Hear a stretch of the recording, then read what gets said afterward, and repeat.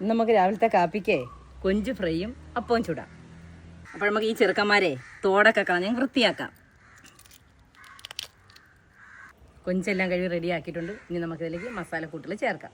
ആവശ്യമായ മഞ്ഞപ്പൊടി ഇട്ട് കൊടുക്കാം. മുളക് പൊടി ശകലത്തേക്ക്, ഇനി കുരുമുളക് പൊടി, ഇനി ആവശ്യത്തിനുള്ള ഉപ്പ്. ഇനി ഇതിൽ ലേശം നാരങ്ങ നീരൊഴിക്കണം. നന്നായി ഇത് ഇളക്കി മസാല പിടിക്കണമായിട്ട് മാറ്റി വയ്ക്കാം. ഇനി കൊഞ്ചെല്ലാം മസാല പുരട്ടി വെച്ചിട്ടുണ്ട്. അത് പിടിക്കുന്ന നേരത്തിന് നമുക്കിതിന് ആവശ്യമായ കുറച്ച് കൊച്ചുള്ളിയും കാരിമുളകും കൂടെ ചെറുതായിട്ട് അരിഞ്ഞെടുക്കാം. ഓക്കെ, ആവശ്യത്തിന് കൊച്ചുള്ളിയും സവാള എടുത്താൽ പോരെ? അതിനെ കുറിച്ചൊന്നും പറഞ്ഞില്ല മാഡം. ആവശ്യത്തിന് മതി. അരമുറി കൊച്ചു സവാള എടുത്തോളൂ ഞാൻ. മതി. ഇനി ഇതിനെ ഞാൻ കഴുകിക്കൊണ്ടിട്ട് പോയി. ഓക്കെ, കുരുകുര അരിയ.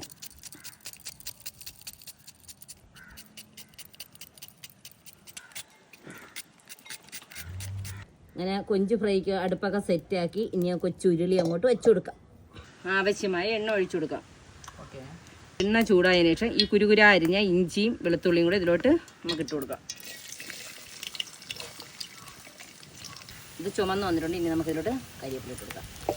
ഇതിലോട്ട് നമ്മൾ ഈ കുരുകുര അരിഞ്ഞ കൊച്ചുള്ളി ഉണ്ടല്ലോ, സവാളയും കൂടെ ഇതിലോട്ട് അങ്ങ് ഇട്ട് കൊടുക്കും.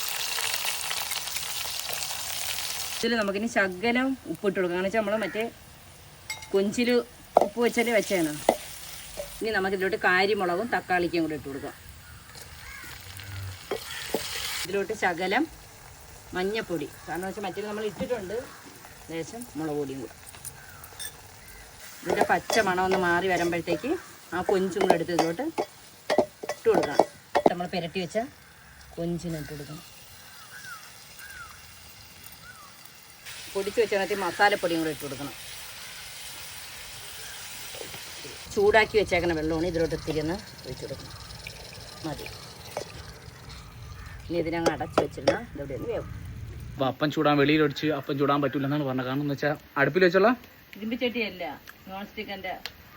അപ്പം അതില്ലാത്തതുകൊണ്ടാണ്. നല്ല മണം വരുന്നുണ്ട് കേട്ടോ. കരിവേപ്പിലയും കൂടെ ഇട്ടു. ശകലം ഇട്ടേ, ഇതിൽ ആവശ്യം പോലെ കിടക്കുമല്ലേ. കരിവേപ്പില നല്ലതാണ് അല്ലേ, കൊളസ്ട്രോളിന്. പിന്നെ നമുക്ക് കഴിക്കാം. അപ്പം ചൂടണ്ടേ? ഇനി ഇതിവിടെ മൂടി വെച്ചേക്കാം. അപ്പം ചൂടാം. ഇതിലോട്ട് ഇട്ടാണ്.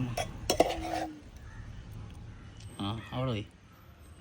അങ്ങനെ നമ്മളെ കൊഞ്ച് റോസ്റ്റും അപ്പം റെഡി ആയിട്ടുണ്ട്. അപ്പം ഇനി ഇത് കഴിച്ചു നോക്കാം.